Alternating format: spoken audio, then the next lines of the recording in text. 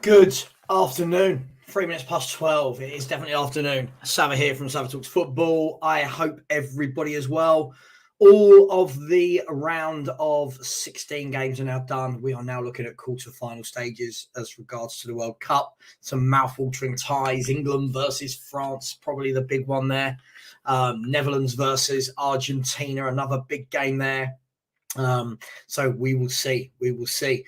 So let's move on to more pressing matters. Tottenham Hotspur. Again, this week, my live daily thoughts. I hope the live daily thoughts go down well. It allows people to interact, to join in, to add comments, whatever they would like to do. I want to talk today about a couple of things. The first thing I want to talk about is Eric Dier and all of the noises coming out of the club yet again about a new contract for Eric Dier. We'll then talk about Denzel Dumfries. There is fresh reports this morning that Spurs are going to sign Adama Traore for the 5th window in a row or whatever it is. And we will dig into that and see if that's something that we all want as Tottenham fans. And after that, we can have any Q&A and discuss whatever we like. It's football. So let's dig right into this. I'm baffled by Tottenham Hotspur. I think many of you will know that. I am baffled by Tottenham Hotspur, by the lack of planning, the lack of succession, the lack of identity at the club, and the windows. Now, I'm not just starting with a moan. I'm telling you that because I now move you forward to Eric Dier and a new contract. So this news first broke a few months back that apparently Eric Dier was going to be offered a new contract. He's going to sign it. Antonio Conte really likes him. Antonio Conte at the time said he could be one of the best central defenders in the world. Our fans lapped it up and said, oh my God, look at the progression that Eric Dier has made under Antonio Conte. I fast forward you 2 months and I'm told that all the games we lose and the reason we play such negative, boring football and have no possession of the ball is because our defenders are so bad. It's because we can't build from the back. We don't have good defenders. Okay, right. So let's break this down then. So we cannot play from the back apparently because our defenders aren't good enough and we concede silly goals because all our defenders have mistakes in them. Right. Let's go back a few months where we gave Ben Davies a contract extension. Right? Ben Davies, who had 2 years left on his contract, Spurs decided we're going to give him a 3rd year on top of that. And you go, okay, yeah, all right, squad player, blah, blah, blah. But he's not a squad player, is he? He's a first-team player now. You now move forward to now an Eric Dier. So that's 2 of them that have been given new contracts. Yeah? So let's have a look at this. Eric Dier and Ben Davies both signing new contracts. Well, Ben Davies has. Eric Dier looks like he's going to. What are we trying to do here? I mean, I know there will be the loyalists. I know there's so many Instagram pages where everything is great. These Instagram accounts, which I could never be because I don't want to just be seen to be in this, oh, everything's amazing. I don't believe that's what football accounts should be about, football debates, YouTube channels. They'll tell you it's great. Eric Dier's brilliant. He's done really well. And Ben Davies, what a loyal servant. In the same breath, they'll tell you that, oh, Antonio Conte, he can't play good football because of the defenders. So what are we doing? What's the plan moving forward? Are we just going to keep giving these very average to poor players new contracts? Is that what we're doing? Is that the succession? Is it good enough? Is this what Tottenham Hotspur are all about now? Do Man United do that? Do Chelsea do that? Do City do that? Liverpool? They don't keep these types of players. Eric Dier's been here, 7, 8 years now? We're going to give him another contract, so that will see him through to a testimonial. Now, you can turn around and say, okay, well, you're going to still, even if you buy in new centre-backs, you're going to need some backups. But why aren't we doing the whole thing? Why aren't we this window getting 2 centre-backs, the next window getting 2 centre-backs? You've got 4 brand new centre-backs, plus Romero. There's your 5 centre-backs. Why do we keep doing this? I'm just a bit confused, a bit concerned. And look, let's dig in straight away to some of the comments before we continue to see. Simon, I'm well, so I hope you're well too. Daniel said, say no to Adama, but he's a better option than Royal. We'll come to Adama Traore in a minute. Simon has said, give Emerson a new contract. So don't, because many a oh God, many a true word said in jest. Dazza said, if Dier gets a new contract, I'm done. Just not good enough. I agree. Any Spurs fan that makes a case for Dier and players like that staying at this club, you can't want success and then continue to back these types of actions. Spencer has said, Dier is a donkey. We need 2 new centre-backs. Romero would be way better with a better centre-back next to him. Yeah, of course. And the fact that we know Romero can play centre-back in a 2 or centre-back in a 3. Yeah, Simon, it wouldn't surprise me if they offer Hugo Lloris another contract. It's what we do. It's because we don't want to pay to actually address the issues. EA has said, Savva, it's cheaper to give new contracts to these average players. For Levy, he doesn't care. I agree, because what Levy wants is to get top 4. So if we scrape top 4, which we will, inevitably we will, because of Kane, because of Son, because of Kulusevski, there's enough talent there for top 4. But to push on, you can't have Diers, you can't have Davises, you can't have Papa Sarrs, Ollie Skips, Emerson Royals, Sessegnons, Brian Hills, Lucas Moura's, Sanchez, Tanganga, Roden. You can't have these players at the club. Richard has said, I totally agree that most of these players are not good enough, but we also need English players, do we not? What English players do we replace them with? Richard, there are a plethora of English players out there to replace them with. We can't keep finding excuses for what we do. We can't. There's English players galore out there. I don't understand why this is what the club are paid to do. Even if you go and buy 2 top centre halves that aren't English, and in the background you buy a couple of young English centre backs that could come good, I just don't understand any of what we do. I don't understand where the plan is, and I'm waiting. I've never been able to get an answer. Whenever I debate with anybody on a YouTube channel or on Instagram, and I pose the question and say, what's the plan? What is it that we're doing? No one can seem to answer it. All they say is, oh, we got Conte. But that's not a plan. Having a manager is not a plan. We need a plan. I'm going to stop saying the word plan. Phil Play has said 2 players short in the centre of defence. Phil, big up, mate. Listen, we're two players short in every area of the pitch apart from going forward. But yeah, it's really, really sad to see. Dylan has said, I totally agree. Dier's not good enough. As a start, do you not think Dier would be a decent squad player to add depth? Dylan, the problem for me is this, is if Dier is not good enough, do we want him coming on at any point? If we're saying that players aren't good enough and there's a reason why Conte can't play the football he wants to play, apparently, I don't buy that completely, but does that then mean that, Eric Dier stays in this squad for years and years and years? Most clubs move these players on, but we just keep keeping them. We kept Eric Lamela for about 8 or 9 years. How long was Sissoko here? How long do we keep these footballers at our club? It's just so badly run. Ed has said, we won't win anything with this ownership, but we have a great boxing venue. Yeah, we do. We do. Absolutely. The best boxing venue in the world, some might say. But yeah, absolutely. Phil has said, as signings on the spur of the moment FC. Phil, I completely think it is this. You look at all the players we're linked with. It just feels like it's whoever becomes available rather than an actual plan moving forward. But if we get back to the Dier situation, Dier is one of those players where I turn around and say, okay, you've been a good servant, but we want to progress now. We want to move on. But what we can't have is if people want to defend Dier staying, when Dier inevitably makes mistakes at the back and we concede goals, we can't then say, oh, it's not the manager's fault. Well, it is, because you've given him a new contract.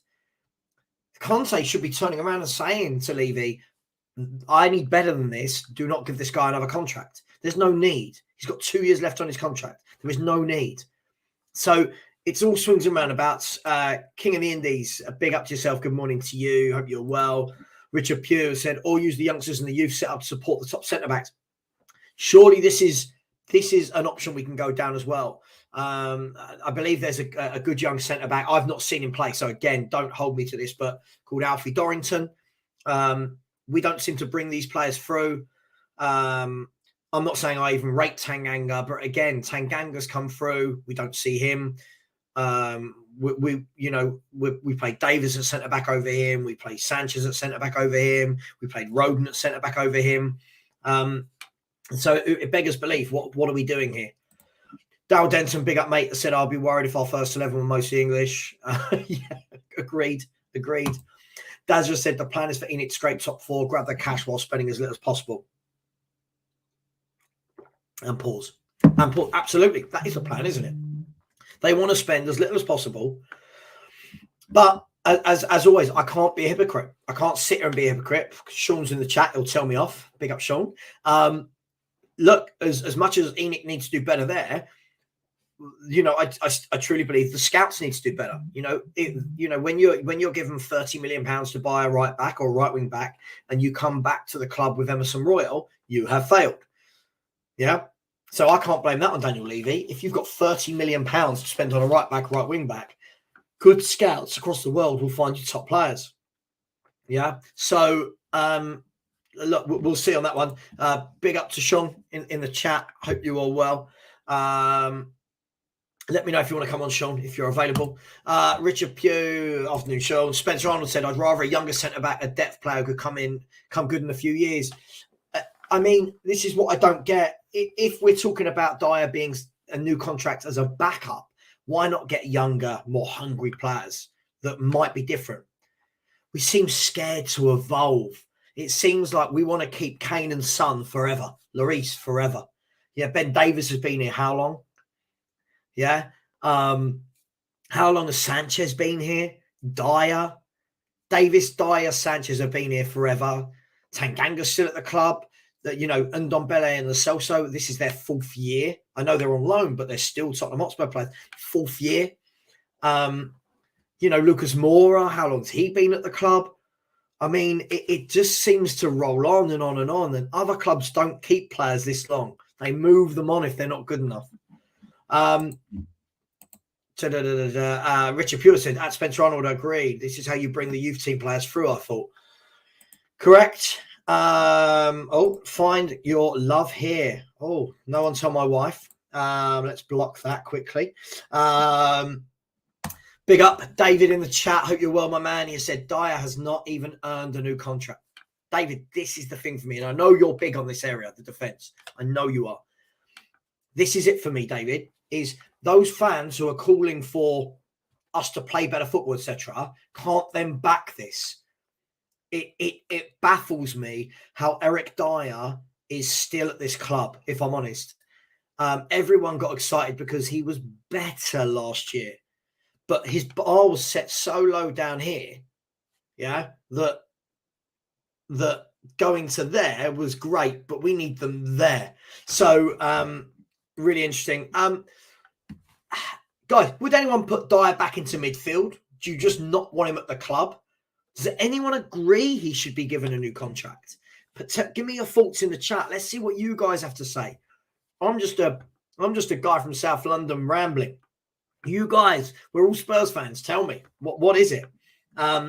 Spencer Arnold has said we're going to have Kane till he's 40, and he still wouldn't have won anything. This is what we do. We just keep players forever. Nassif Mayer, welcome, has said Antonio Silva from Benfica is a shout. Yeah, I saw someone talking about this yesterday. Tony Newland said sell Kane and Son. I think they're not loving it anymore. Spurs rebuild with the money. Tony, we had a good chat about this the other day, and not to say about selling them both now, but about the fact that this day is approaching. Whether it be in a year, 2 years, 3 years, they both won't be here for that long. Yeah. So at some point, Spurs fans are going to have to wrap their heads around this reality that Kane and Son are not going to be this football club's heartbeat forever. And evolve. I think you've got to evolve it. You've got to mix it up. and you go through some pain to mix that up, like Liverpool, getting Mane out, bringing a new player in, then mixing it up. You've got to mix it up, and you don't always get it right. Yeah, it won't be immediate, but you've got to keep evolving. You've got to keep coming with fresh, new ideas.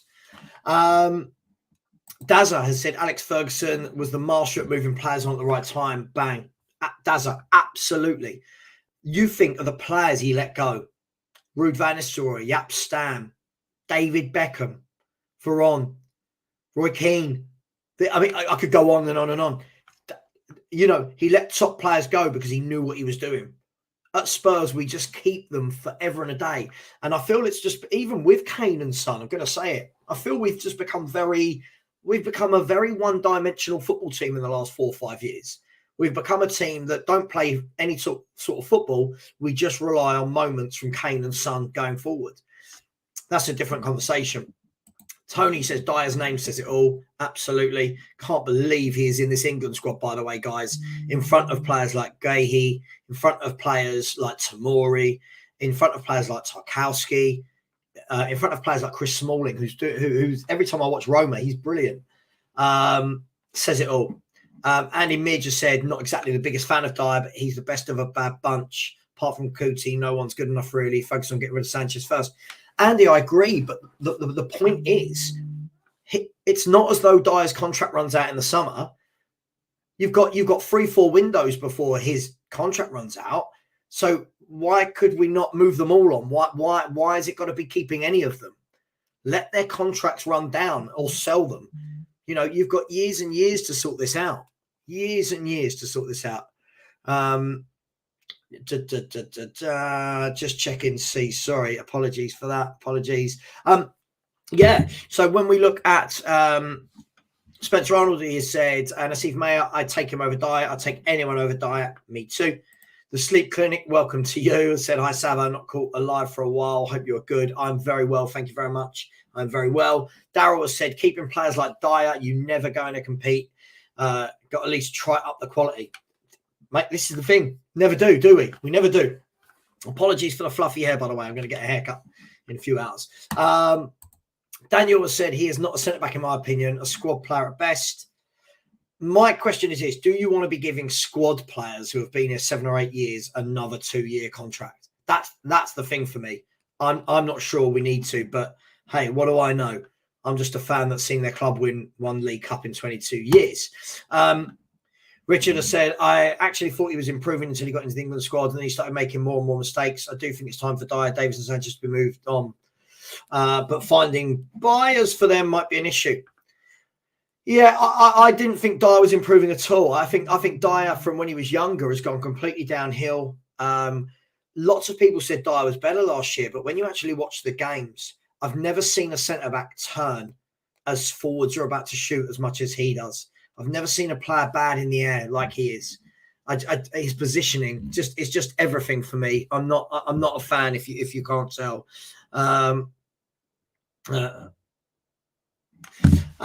Stuart Such has said Dier is just like our right back situation, gone from Walker to Trippier to Aurier. Let me try that again. Apologies. Gone from Walker to Trippier to Aurier to Royal. We had Jan and Toby, and now we have Dier. Probably go get Maguire next.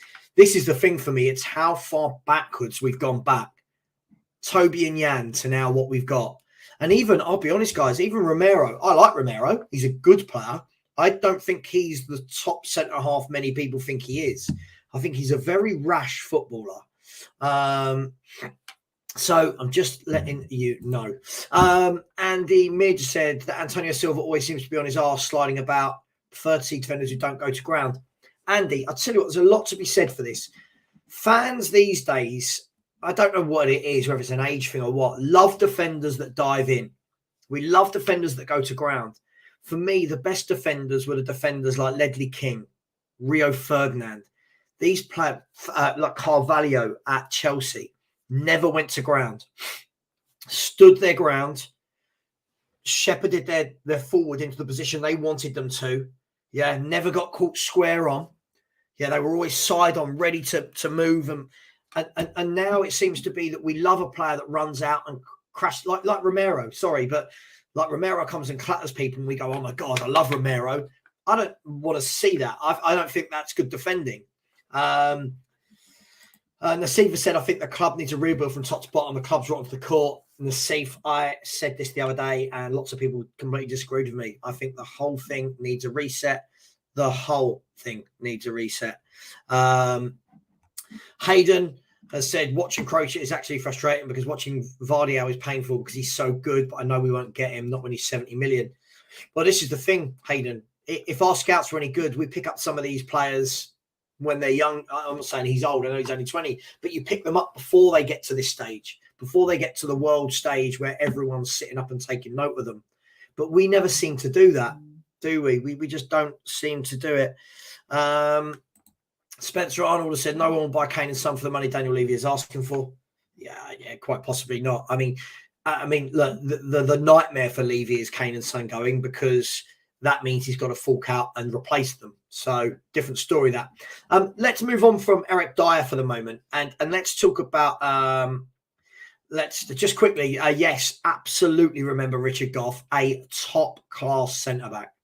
Now, these are the types of centre backs, Simon. Just before we move on to Denzel Dumfries, these are the type of centre backs that the younger fans of today wouldn't have seen and wouldn't get it.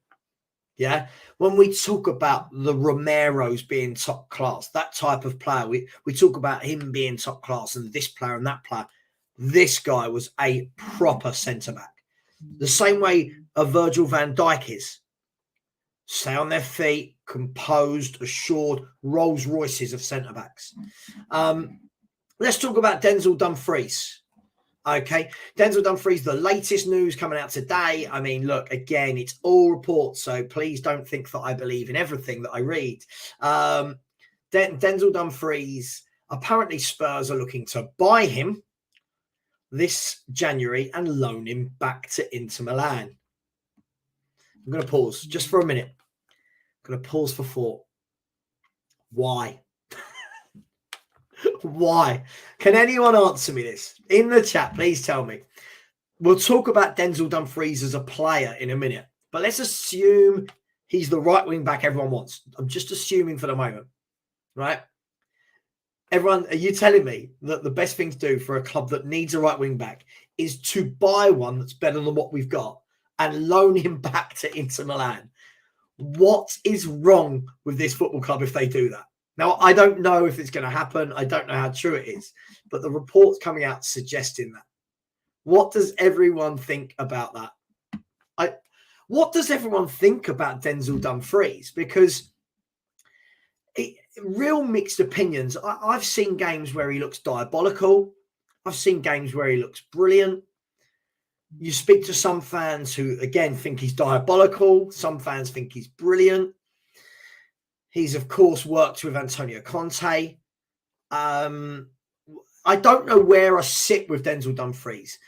If we're getting the Denzel Dumfries that absolutely murdered USA at the weekend for the Netherlands, sure.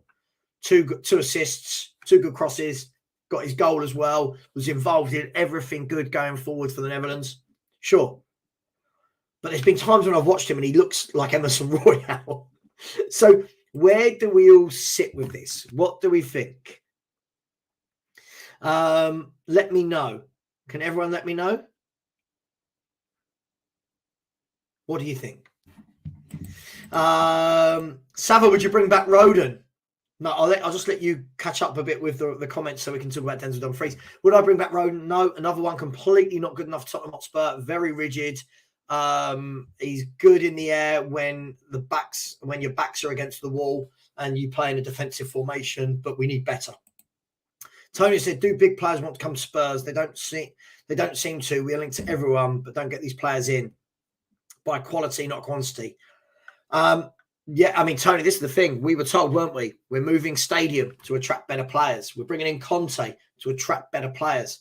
We're getting Champions League football to attract better players. Doesn't seem to happen, does it? King of the Indies has said Spurs should have already started to build the post-Son and Kane team. Agreed.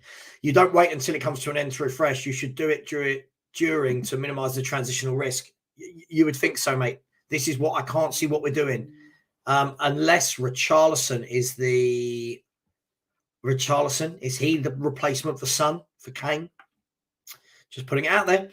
Andy Midge said, at Daniel Turner, you're mad. It's not worth selling him. We would have to spend 100 plus to replace him, plus who actually wants to see Sonny go. I don't think, just going to say, Andy, I don't think it costs 100 million to replace Heung-min Son at all. I think there's loads of players out there that are up and coming. I don't think he is anymore. I think he's on the decline. I don't think it costs 100 million pounds to replace Heung-min Son. I don't think he's that good. I think he's a good player.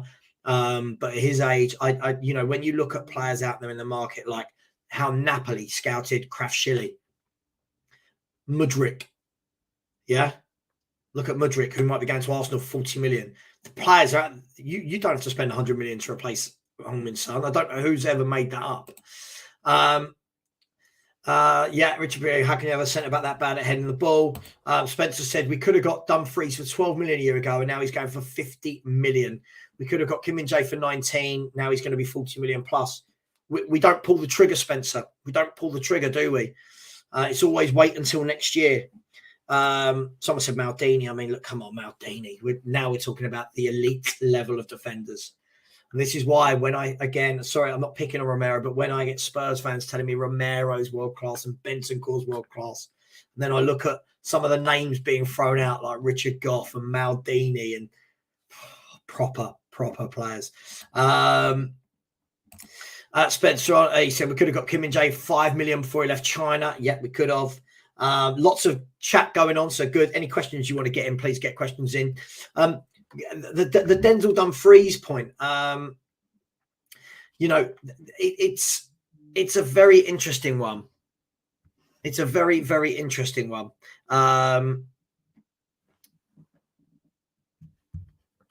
Sorry, apologies. I thought that was somebody that wasn't. The Denzel Dumfries one is interesting. I don't know if this is lazy journalism. I don't know if we're actually interested in him. Would you all want him? Is he better than Royal and Doherty? I suppose is the first question. Is he better than them to the point where you'd spend 50 million on him? Is he 50 million? All these questions. Andy said Romero sliding is good because he's aggressive and runs out to get the tackle in. Defenders like Silva, I've seen a lot from Bastogne. They slide when the players next to them are pass. Andy, sorry, mate, I disagree again. I don't like defenders that slide in. Top defenders don't need to slide in. You don't need to. You're aware of your surroundings. You don't. Who was it? Was it Maldini who said Maldini or Baresi or someone said if I have to slide into a tackle, it means I've got my positioning wrong or something. Not for me. I don't like it. I saw Romero do it on Saturday for Argentina. He came running out, clattered the Australian guy, gave away a free kick, and I thought, why did you do that? There's no need. You just put your team in an unnecessary position there. Sammy Spurs, but for every Goff, there's a Scales, Kante or Ruddock. Wow. Sammy Spur. Listen, I don't think Ruddock was that bad, to be honest. Not Richard Goff's level. Kante was awful. John Scales was just a down the road centre-back, wasn't he? And he said, I don't want Dumfries. He's literally a Dutch Emerson. He's crap on the ball. Okay, there's one take. Richard said, so with Vardy out, a Sky Sport Germany reporter says no release clause at all. So if that is true, I'll give up my hope on him now. Richard, I can't believe you believe there's any chance he's coming to Tottenham. Look how many clubs in the world want him. Why is he coming to Tottenham? I get it, mate. I get optimism, but optimism can also be delusion, right? I'm just saying, I just don't understand what any Spurs fan truly believes that we've got any chance of getting in Joseph Vardy. Astra77 said, have you noticed we go for players we know we cannot get and get none of them and then panic buy? Well, I think first and foremost, Astra, I don't think we do go for those players. I think it's a smoke screen. I don't think we actually put in bids for them. Like I keep hearing about Bastoni. I'd love to know, did we actually put in a bid? Daryl Denton said, bag of J babies is going off this season, Son's worth. Okay, we're talking about Heung-min Son now. Spencer said, no, not the loan back. It's good for a younger player, but for a player that we could come in and improve us straight away, what's the point? Again, if he is the player that comes in and improves us, isn't it baffling that that we would loan him back. I'm very, very concerned about what's going on at Tottenham. So let's see. Daniel said we did that with Adoji. Yeah, I think the difference with Adoji was apparently they would only sell to a club that would allow him to stay where he is for a year. And apparently we were the only ones that bit the bullet. Again, I don't know. It's all conjecture. Who knows? And this is something to do with Inter needing money, probably. Yeah, quite possibly. I'm just gonna. Spencer said Dumfries is Emerson just a bit better. Simon said I like Matty Cash. I'd take Matty Cash all day long. Much better than what we've got. And you said he hasn't worked with Conte. That's what everyone thinks and why he gets linked with us. But he was bought on. Okay, fair enough. Okay, understood. Daryl said he's better than what we have. Better than what we have as it comes to this. Yeah, sorry. Yeah, Daryl, I agree. But this is what we're seeing, right? This is what we at least need to get better. I'm just gonna get Sean to pop on for a little bit to get a different perspective, so that it's not just me. So please bear with me, everybody. Bear with me. I get what you're saying, Daryl. I get what you're saying, but it is difficult, right? Because at the same point, we do need to get better than what we've got, but at the same time, it can't just be that they're a tiny little bit better than what we've got, can it? It needs to be that they are much better than what we've got. But can we do that? Can we make that happen?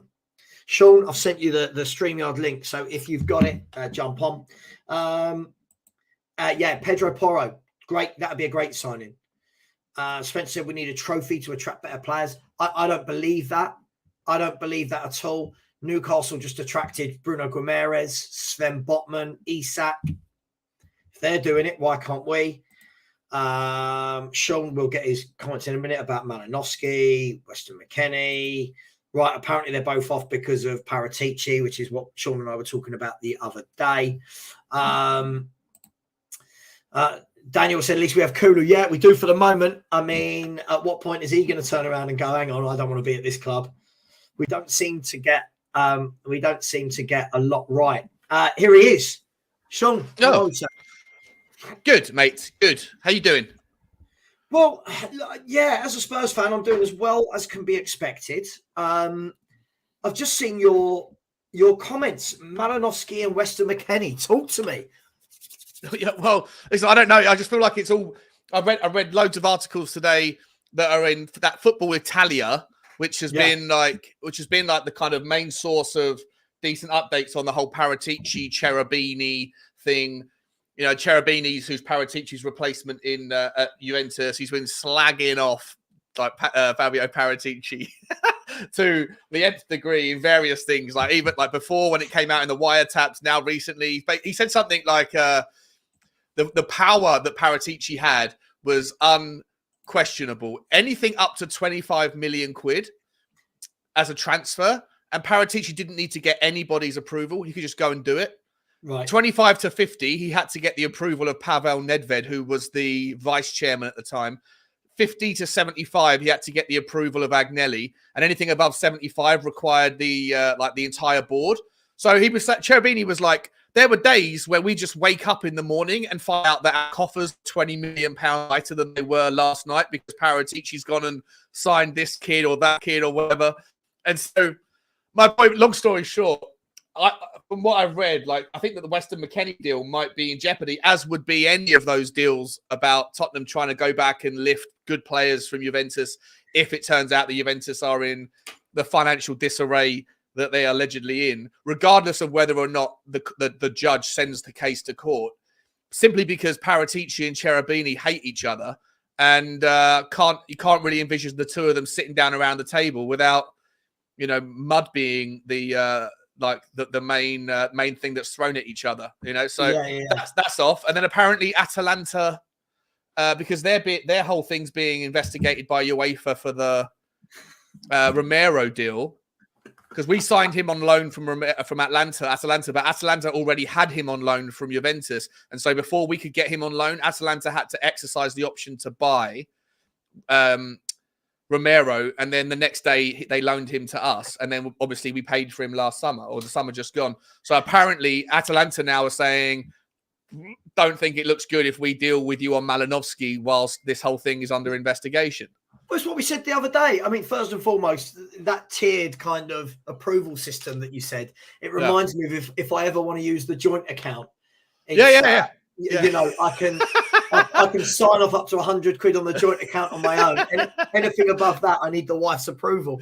Mate, I said the same thing on my morning walk this morning. I was like, well, I used to work in America for the Google partner system. Like any expenses under $25, you didn't need a receipt for on your per diems. Yeah. So there was a guy I worked with who'd go and buy like packets of cigarettes and beer from the 7-Eleven. But if the bill came to $60, he'd ask them to put it through in 3 separate transactions so that they never knew what he was buying. Oh God! I mean, look, it's what we've been saying, and I mean, I had somebody in my YouTube comments yesterday, just in the YouTube chat section, not of a live show, said to me, "Oh, Savva, Paratici, he's innocent until proven guilty. It will not stop Tottenham working with Juventus. Just you wait and see." And I went back and I said, "Look, do you believe that Daniel Levy, let alone Paratici, is that naive that whilst all of this is going on, that we are going to go back to the clubs that are in dispute and do more business with them?" I said, as much as I don't like Daniel Levy, I don't think he's that stupid. But if that is true, if Malinovsky's off, if McKennie's off, I'm not too bothered about either, to be honest. But what does that mean? Does that mean Weston McKennie might be a blessing in disguise, because Conte apparently really, really likes him, but I think he's absolutely like bang average as a player. Do you know what? I've seen Weston McKennie do some good things, but again, he doesn't look different enough to what we've got in the squad, Sean. It looks like to me, we'd buy McKennie, and then it would be right. Which two are playing today? All right, it's Højbjerg and Bentancur. Now we've got Basuma, McKennie, Skip, and Sarr on the bench. Yeah, you know, rather than getting that creative player or a full, I don't know, but it makes no sense to me. Where do we go then? If we're not going to buy in Italy, I'm assuming this is going to be most of Italy, because we're talking about the best players being at Atalanta, being at Juventus, being no one's leaving Napoli. All the Napoli players are in love with Napoli right now. Right. AC Milan, I don't know if Conte and AC Milan, because of his track record at Inter, I don't know if they're particularly friendly. You know, and also we've got to play them in the Champions League, so they're not going to want to sell anybody to us in that regard. And then, so if you go outside of Italy, then you have to look back at Paratici's track record, who he signed, and how successful they've been for Tottenham from players that didn't come from Italy. And there's very few success stories there, Savva. Yeah, and I agree. And so my question is, where do we go then? If it's not Italy, and you know, everyone we're being linked with seems to be in Italy at the moment, where are January transfers coming from? Because if you look at all the links I've seen Denzel Dumfries, seen Weston McKennie, Malinovsky. Where I guess you could maybe Antonio Silva is someone we've been linked with last couple of days from Benfica, the 19-year-old. I really like him. I think he's class. And I think also, you know, everyone is looking at Guardiola at Leipzig. And I think that if there's going to be a bidding war for him, Tottenham need to shake hands with themselves and realise that that's too big of a pond, I think, to be fishing in. So let everybody else go and waste time, you know, bidding for him, when eventually he'll go to either the highest bidder or the best named club, Tottenham of which will be neither. So let's go. We'll let all the other guys focus on trying to gazump each other for him, and let's go and pay 35 million plus add-ons or whatever for that boy Antonio Silva. I think he's the real deal, mate. I heard you saying earlier about defenders that slide in and how it's unnecessary. So I've got this tool called Y Scout. I think I said to you before about it. Right? You can watch these like 8-second clips of any particular division of someone's responsibility. So you could look at just the one-on-one defenses, just the dispossessions, just his long passes, whatever. And the one thing I've noticed about him is his ability to read the run when a player's running at him, or when he's running when the ball's been hit behind and he's in a chase back. His ability to step in and dispossess a player for someone so young is exceptional. And I think it's a real skill that you don't have. I think that's what we need. Yeah, sure. That's what we need. Look, do you know what? Listen, I'm not saying I don't think centre back should ever slide in, but I feel when that's your go-to, when your first thought, like if I've got a centre back on the edge of the box and they can see the play that's happening in front of them, Rio Ferdinand always says this. What's going on in front of me? I like that. I can see it. I can monitor. Right, where do I need to go now? What do I need to do? What are the options? That bloke running in there. He's running in there. Why do I need, Rio Ferdinand always says this, why do I need to be the one to run 15 yards out the box to clatter someone? Why? Yeah. That's the players in front of me. That's for them to stop it getting to me. And I know fans love it. I saw, like, when Romero did it against, I don't know if you watched the game, when Romero did it against Australia on Saturday, I saw loads of Spurs fans on YouTube and Instagram going, oh, that's cool. He's back. He's back. Yeah, the man's back. Yeah. And I'm looking at it and I'm sitting watching the game with people who are going, I don't want my centre half doing that. Like, I don't, I mean, old school people that are like, no. I want my centre back reading the game. I don't want them. But look, let's you have to get it right as well, because once you commit yourself to a tackle, if you don't get it right, you either give away a foul, give away a yellow, or if you miss the ball altogether, you're then completely cut out of the game. Yeah, absolutely. And the thing is, as well, it gives away unnecessary free kicks in dangerous positions if you get it wrong. Yeah. So look, let's talk. I know we touched on it the other day, but it's come out today. Denzel Dumfries. They're talking about. I mean, the price they're talking about, 50 million. Talking about Spurs buying Dumfries, but loaning him back to Milan. Now, Sean, what the fuck is going on?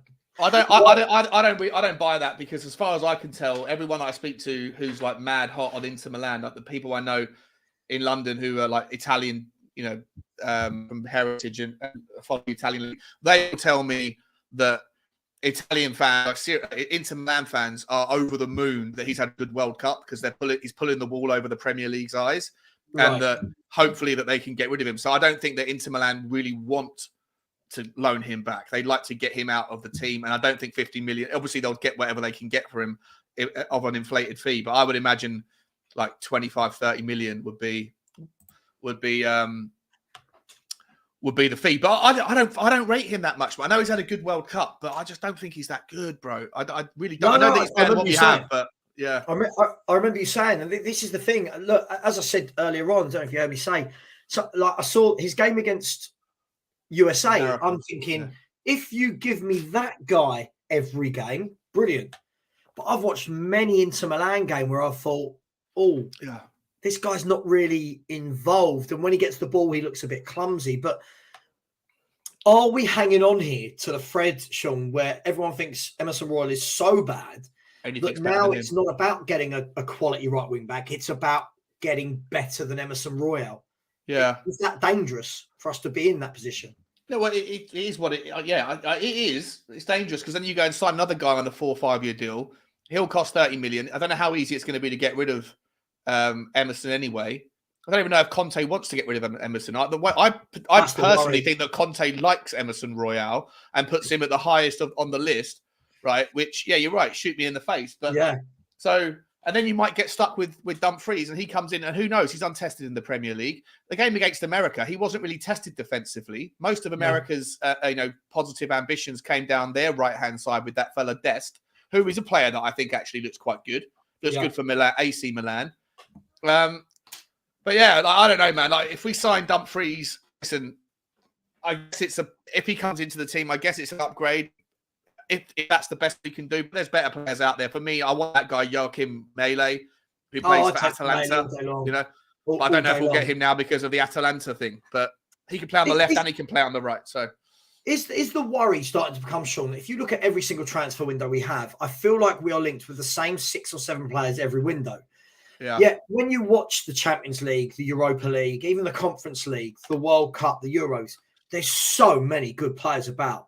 Like, If I said to you, Sean, right, you're my scout for this World Cup, and your one job, Sean, right, you've got 40 million. Your one job is to find me a good right wing back. Yeah. You're not telling me, from what we've seen at the World Cup with so-called lesser teams. Yeah. Poland's Matty Cash is really good, right? Matty Cash, whoever it was playing right wing back for Japan, I would all day like get him in. But yeah, it seems like every window we're linked with. We'll talk about him in a minute. Traore, we're linked with McKennie, we're linked with Frank Kessie, we're linked with Malinowski, we're linked with Dumfries. Yeah, it feels like the same players on rotation. Sean, is this bad scouting? Is this just that? It could just be lazy media. It could be lazy media as well, mate. Because we haven't heard anything from the club itself. The player that I really like, I don't know if he's gettable at all, but he's the Morocco left back Mazraoui, who used to play for Ajax. I don't know where he comes. Is he at Bayern Munich now? Is he? Oh, okay, fair enough. It's probably unlikely. Does that answer your question? Yeah, there you go. Yeah, but that's so amazing that Morocco have got they've only got 4 good players, but they've got arguably the best right wing back in the world and probably one of the top 3 or 4 right wing backs in the world. But they haven't got a left wing back, and so the guy who plays second fiddle with the right wing back decides to play left wing and does a brilliant job. Yeah, yeah, it's mad. But like, where are Spurs in terms of scouting those players? Like, all right, I know Hakimi is everyone's dream and he's so expensive, but where were we when players like Mazraoui are being picked up? Where are we when players like Singo are being picked up? Yeah. Maley. Why do we never get them? Let's be honest, we never get these type of players. Everyone we take a punt on. I mean, so here you go. It's a good question. Everyone in the chat, when was the last time we took a punt? I'm talking a relatively unknown player that came good. And I don't want to hear Kulusevski and Bentancur. They weren't unknown. Yeah, these were international footballers that played for Juventus. Yeah, I'm talking about when have we gone to came good. When look, we've taken Brian Hill. What's happened there? You've taken Sissoko. What's happened there? Sanchez. Look what's happened there. Right, Emerson Royal. When do they ever work for us? This has got to be scouting, surely. Dele Alli, I guess, probably was the one we signed him for 8. Was it 5 million or something? 5 million. Yeah, and he came pretty good before he fucked off with his gaming habits and all that stuff. But hang on, just quickly, when people are saying like, listen, Gareth Bale wasn't an unknown. Let's be honest. Gareth Bale was being talked about by every club in this country as a hot young property. Yeah, I'm talking about, like Leicester City going out and getting Mahrez and Kante from where? We don't seem to pull it off. Also, Modric and Berbatov weren't unknowns, but Berbatov was playing for Bayer Leverkusen in the Champions League. Yeah. And Modric was touted about as the best, hottest property in Croatia. But also, even if those are legit answers, how long was that? Berbatov was 2008, wasn't he? God, 2008. I'm sure he was that far back. It was a long time ago. I'll tell you the 2 players, mate, that I think that you could go to. If we're not looking at Italy, you could. I really like the look of some of those players at Bruges. I like that guy Buchanan from Canada. I don't know how much he's had a really good World Cup, but I also, this player didn't have a good World Cup, but I actually think his class is Andreas Skov Olsen. I think he could be a real dynamite. I don't know a lot about him. Who is he? What's his story? Who is he? He plays for Bruges. He's plays for Denmark. He played in Italy for a season before he went to Bruges, and they tried to play him at right wing back, and it didn't really work. But at Bruges, he plays right wing forward, but when they need to, they play him back in the right wing back spot. And I just think he's a very clever player. He's aggressive. He can shoot with both feet. He's got a real snapshot on him, so you don't even see the backlift. And he's only like 20 years old, 21. Maybe he's not even that. Like I say, he disappointed in the World Cup. I was really excited to see him in the World Cup have a really good coming of age kind of thing, but he didn't really. When nobody at Denmark did particularly well, they all disappointed. But for me, I want to keep an eye on Skov Olsen from Bruges, and like I say, Buchanan as well. I think Tajon Buchanan looks like he's got bags of energy. That kid, The thing, Sean, there's players out there, but we just don't seem to be linked to them. Like, for example, if Arsenal, listen, it's all big ifs at the moment. They're talking about Arsenal's 2 signings. Apparently, they're going to get 3 signings in this January window. 2 which were planned and one which is going to be forced because of Gabriel Jesus. Yeah. The 2 which were planned apparently going to be Yuri Tielemans from Leicester City, which I think is a fantastic signing for them. Yeah, great signing for them. Yeah, and also Mudryk from the Ukrainian fella, right? Yeah. Yeah, he looks class as well. He reminds me a little bit of Scott Olsen, but just he plays on the left, doesn't he? And he's one of those similar sorts of players.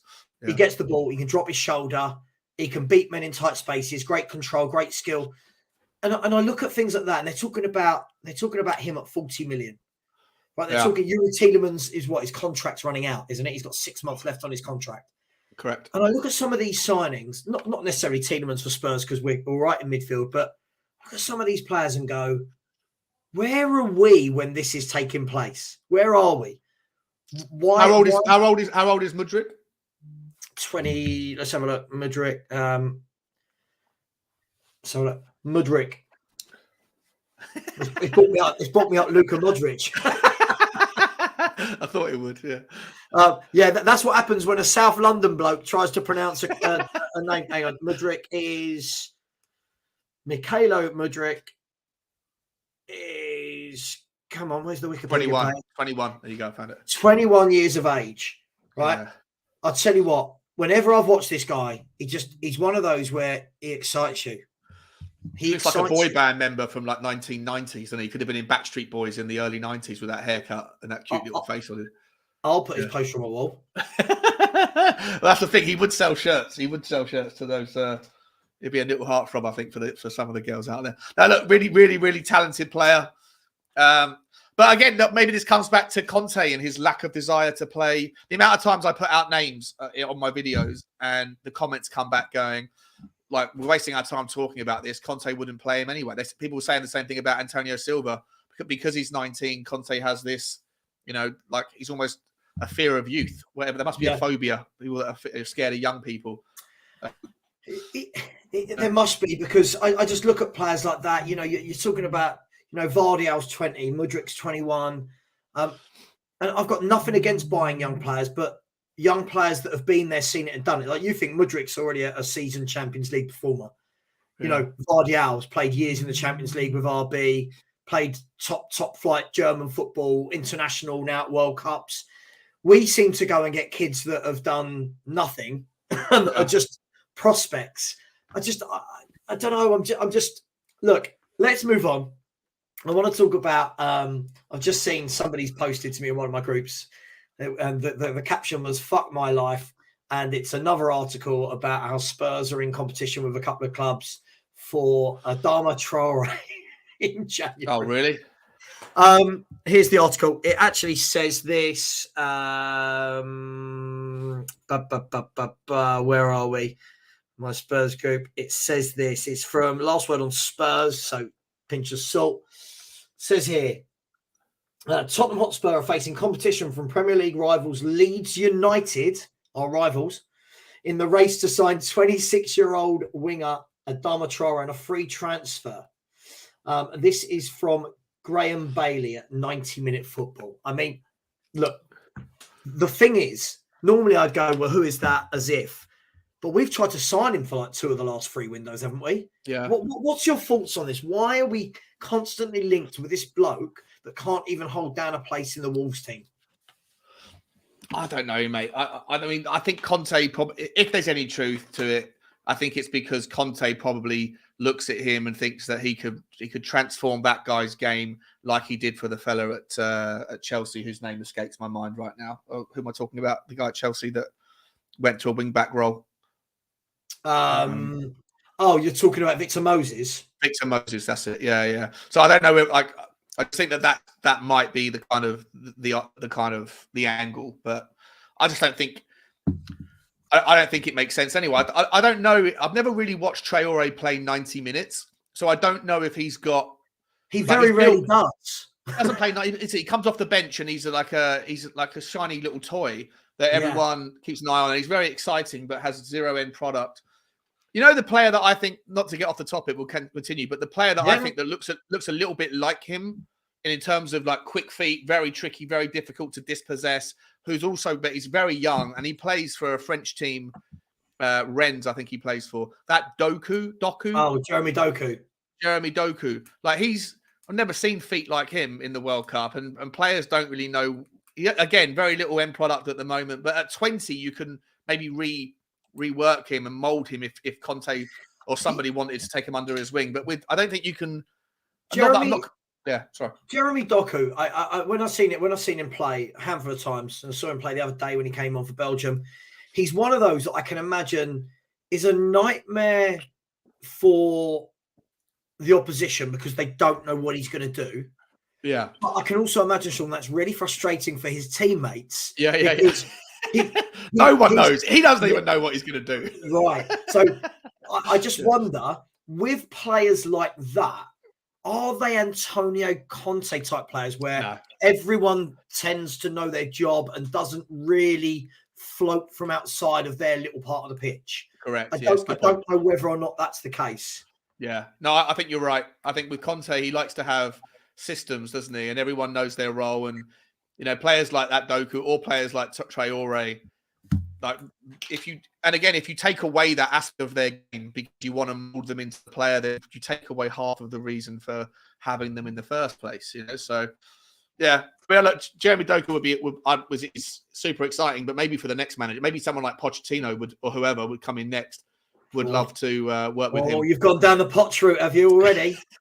I'm just assuming it's going to be him, mate. It's going to be him, isn't it? Like, let's be honest. It's going to the only scenario which it's not him is if Gareth Southgate resigns in 3 weeks and then Pochettino takes over the mantle, and goes to become England. I was having a conversation with Graham last night, who sometimes does shows with me, and I just said to him, Graham, I'm just not confident about any area of this football club at the moment. And he was like, he always tries to play devil's advocate with me, which is good. And I need that. I need some bringing back into kind of middle ground sometimes. Yeah. And he said, okay, well, he said, what about goalkeeping? And I said, well, look, we've got a 36, 37-year-old keeper, whatever, who's at the end of his career. And he went, all right. He went, I won't even look at the defence. He went, all right, we're strong in central midfield. And I went, yeah, we're strong from a defensive work rate standpoint. Yeah, cool. He was like, look, well, we're sorted for years up front. And I went, but not really. But are we? I was like, are we? And then we were talking about the recruitment and Paratici and the youth. And it just feels like nothing is. I don't look at any area of this club at the moment and go, that's good. That's exciting. That's concrete. Stable. Yeah, that's stable and done. Stable. Yeah. And that's my worry. And it feels like, towards the back end of the summer, do you remember when it was Dan James that apparently turned us down because we couldn't guarantee him games? Yeah.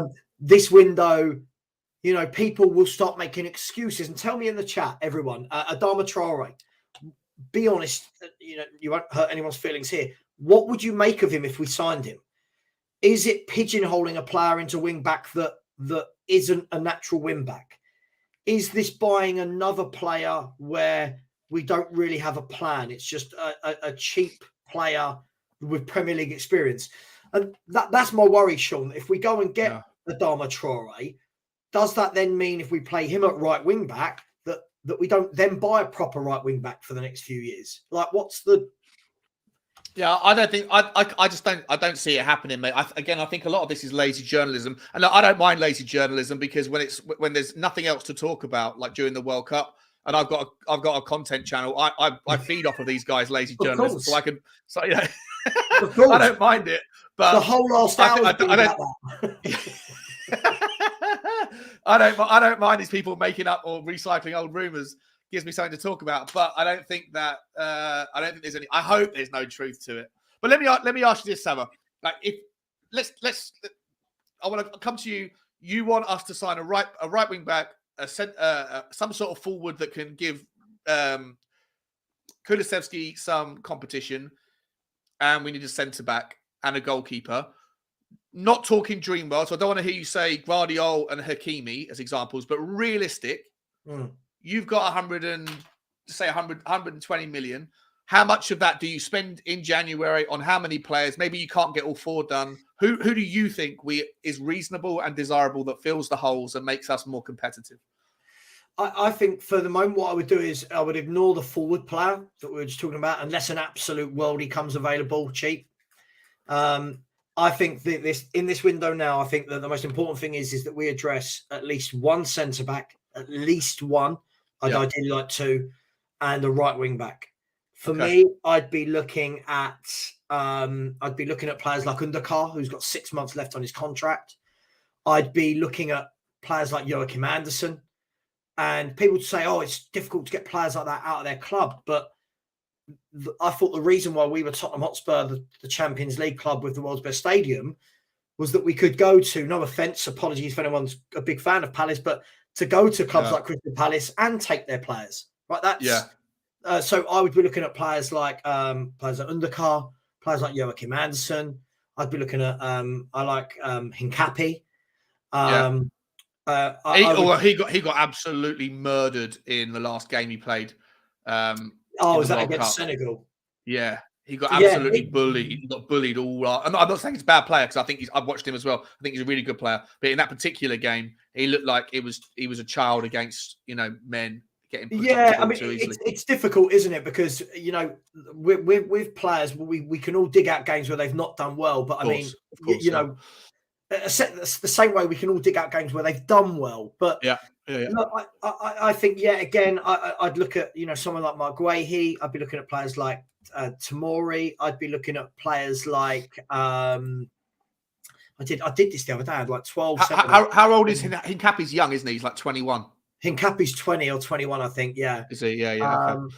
And he plays on the left. He's a left-sided centre back over 3. Yes. Right? He's a left-sided centre back. So is Undercar. Yeah. Joachim Anderson can play in a 2 or a 3 as well. I'll go back to what I said in the summer, and I know it's not possible now. I would have bought. I'm just saying, I would have bought either Tarkowski or Cody, and purely for stability. Yeah.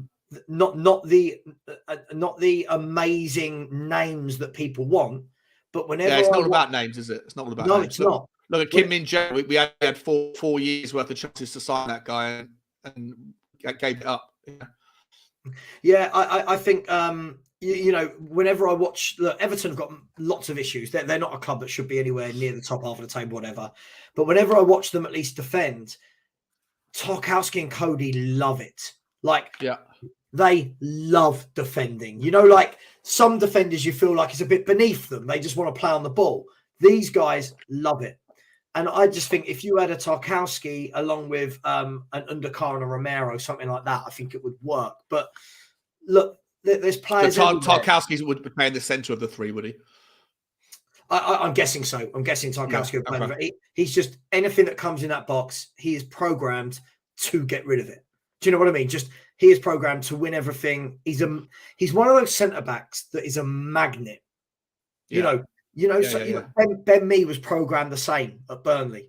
Yeah. Any ball that comes in the box, I'm first to Done. it.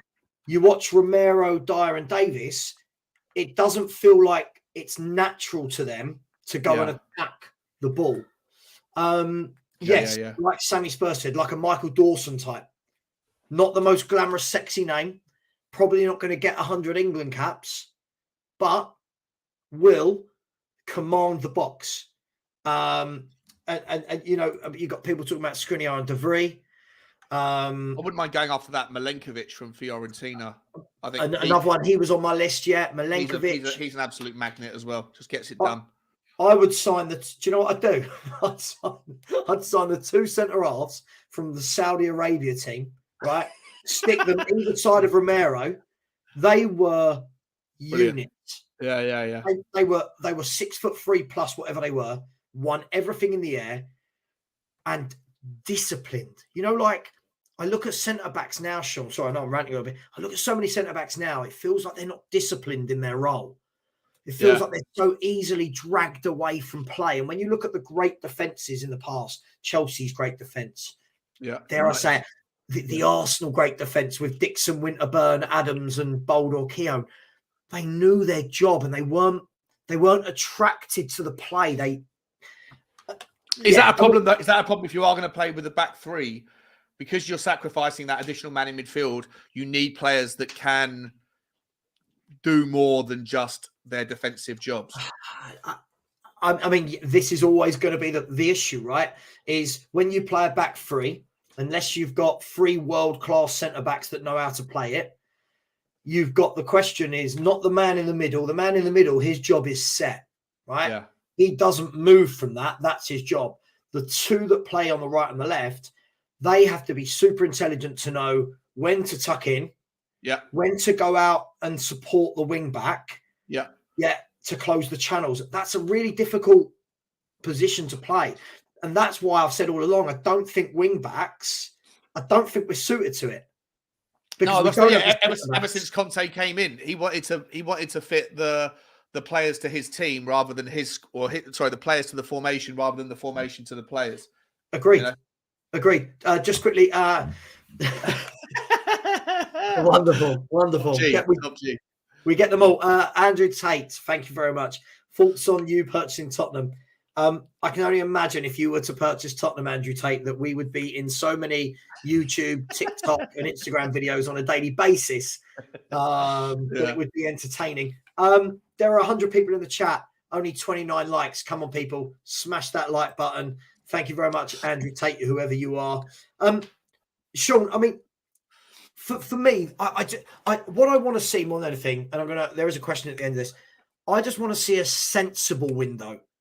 Right, I don't need the window from my point of view as a fan. I don't need this window to be a supersonic window where we sign 3 or 4 world-class players. Yeah. I just want to see a sensible window where we go, that's a solid centre-back that's come in, a solid right wing back, right?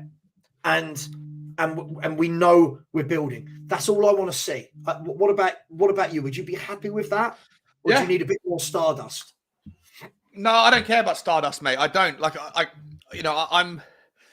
I know that the certain fans, whatever, certain people in the community, certain people watching, whatever, would like, if we go and sign somebody that's lesser known, they'll be frustrated and start off by calling it a typical Levy signing or whatever. But for me, I just need to see the logic, and the logic needs to make sense. Like signing someone like an Antonio Silva, for me, makes a lot of sense. He's young. He's got all the talent in the world. I think Benfica are a selling club. They've raised $1 billion in player sales in the last 20 years, right? Like, or any of the names that you mentioned there as well. We just need someone sensible to come in. I don't know how the back three looks, whether you can push Romero into the middle and then make room for someone on the right, because Antonio Silva, I think, is right-footed. So I think it'd be more likely for him to play on the right and then push Romero into the middle. And then maybe you can stick with Longley until the summer, or Davies. I don't think Davies has done that bad a job. I know people pigeonhole Davies, Dier, Sanchez into the same conversation, but I think Dier and Sanchez are of a lower ilk than Davies personally. So I'd be happy with that. And then the right wing back, I don't want to see us take a forward and then try and experiment with him being remolded. I don't want to see that, right? I don't want to see a Traore. I don't even really want to see, if we were to sign like a Skov Olsen, that player that I really like, or a Buchanan, I wouldn't want that person to come and play right wing. I'd rather that guy be the understudy to Kulusevski, because I just feel like the right wing back needs to have a specialist position. And for me, there's bundles of players out there. And like I say, just get 2 of them done. And if there's enough wiggle room, if there is money to go around, that we can go and get, if we can go and find somebody to play understudy to Dejan Kulusevski, great. If not, I think those 2 players will be enough. The goalkeeper as well, obviously, is another problem, but that's a problem we can kick down the road, kick that can until the summer. I think we've got enough there to be okay until the summer. Yeah, it's in some ways, the Victor Moses experiment, if we can call it that, has really has kind of pulled the wool over football fans' eyes for years. Because all you ever hear now, when anyone's linked to Spurs to play right wing back that isn't actually a right wing back, it's, oh, well, look what he did with Victor Moses. And if you actually break down that window, if you actually break down that season Victor Moses played and you speak to Chelsea fans, they'll tell you it wasn't actually that good. Right? The team worked, but it wasn't like everyone goes on as though he had like 10 goals, 10 assists, and he was sensational.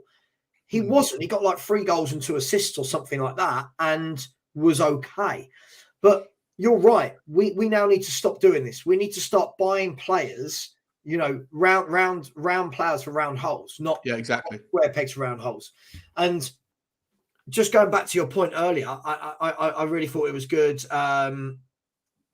Where is it? Pipes has said it. Pipe 71, big up to yourself, has said, spot on. This is a weakness. As a manager, you fit the systems, the players you have, not the other way around. Yeah. Conte needs to show flexibility and adjust. So with that in mind, Sean, have you got time? Are you in a rush? Or I've got about 5 minutes, mate, if I'm honest. I've got my lunch, my shepherd's pie's on the table downstairs, so it's just cooling down for me. wonderful. Who has a shepherd's pie on a Wednesday at 1:15? You baller. Absolute baller. Guys that are this size, you know. Absolute baller. I was looking forward to some brioche bread, but our very middle class. Just quickly with regards to this conversation, I've seen a lot of debates that I'm going to jump on the hype train here as to Richarlison scoring a few goals for Brazil, which is brilliant because all of a sudden now I'm seeing fans going, "Oh my God, is he player of the tournament?" And you're like, "Oh my," right? But the big question now is, can Spurs find a way to play Kane in the hole, Richarlison up top, Son left, Kulusevski right? I'm seeing a lot of people debate this. Yeah. This would ultimately mean moving to a 4 at the back because you can't play those 4 plus 5 at the back. Can you ever see Conte doing it? Would you do it? And why or why not? Yes, I would do it because I'm, in my vision, we signed another centre back that is adaptable, that can play in that role. Whoever it is, name any of those players that we've spoken about. There's 10, 11 names out there that are all relatively affordable that could fit into a 4. Dier can't do it. Davies can't do it, at least as a centre back. I'm not even sure if Longley can. At an absolute push, you might, if you were to have Romero on absolute tip-top form and Longley playing at his very best, you might be able to squeeze it out. But I don't think that Conte will ever change his system, at least not in the middle of a season. So I don't see it happening at all. But I'm not against it next season in a scenario where, like, buy a player now that can, that can fit into that mold, into that back 4 centre half. Because if, there's nothing to suggest right now that Conte's in any mood to sign a new contract. And so there's every chance that he might be let go in the summer. And if he does, the next cab off the rank managerially will want to play. The likelihood will be is 80% of managers play a 4-2-3-1 or some sort of 4-3-3. So, that would be perfect. Harry Kane, Richarlison in front of him. Although I'm still not sold on Richarlison as a player. I'm sorry. I know it's like I get slated for saying this all the time. I agree. But I don't think he's that great. I'm sorry. Yeah. I agree with you. Even if I watch Richarlison's games for Brazil, everyone's going overboard, right? The finish he got against South Korea, nice finish. He took it well. I'd expect any international striker to have tucked that away. Yeah.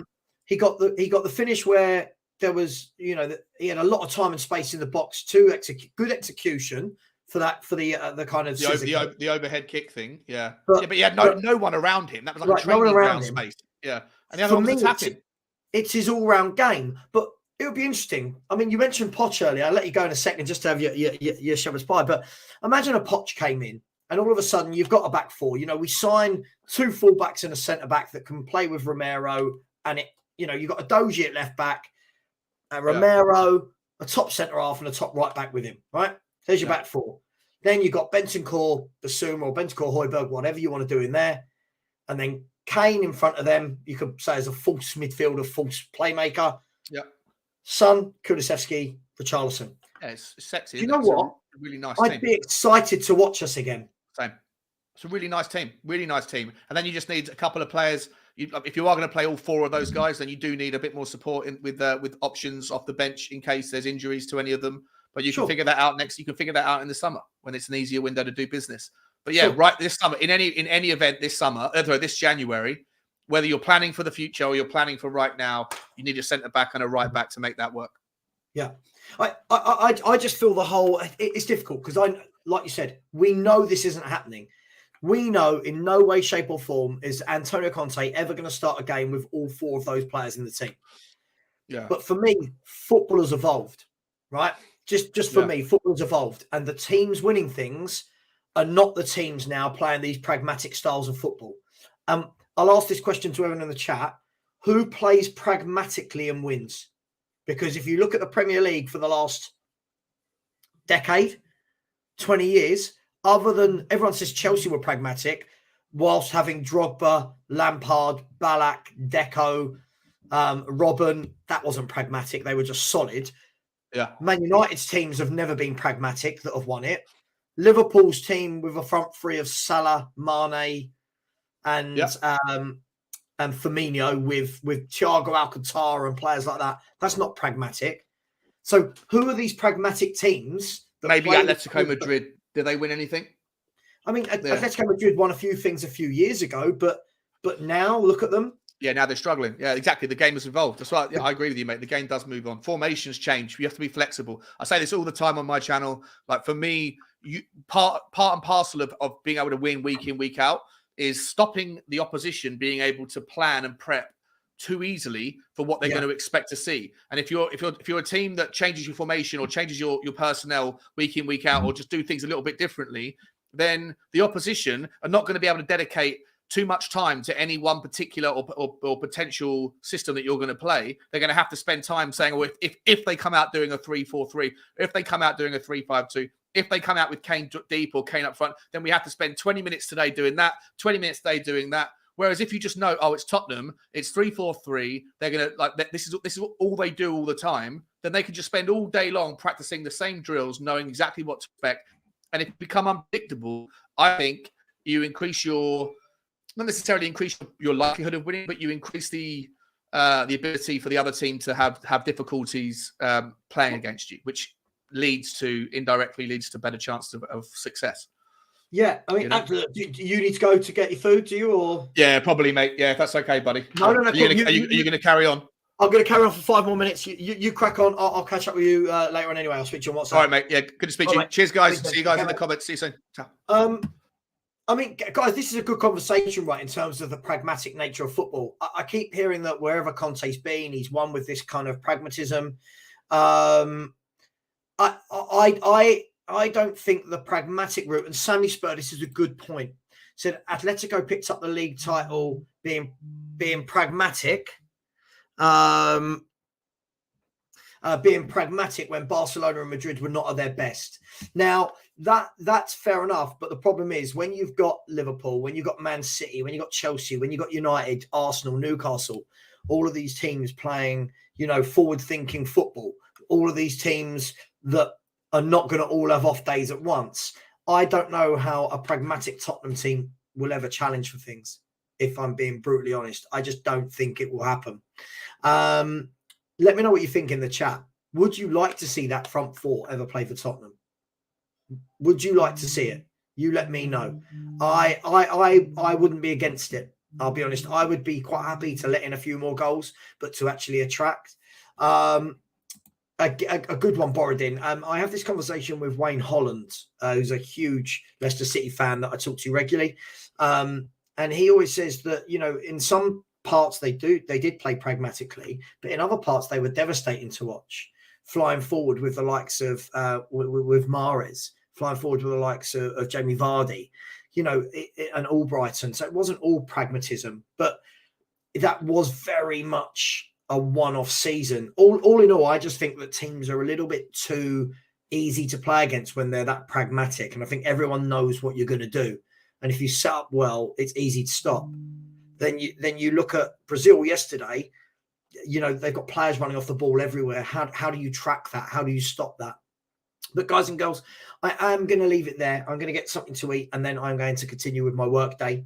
Thank you very much. We'll be back again on Friday. I'll be live with Brian Daigle, and we'll be doing the Savva and Daigle's Friday Huddle.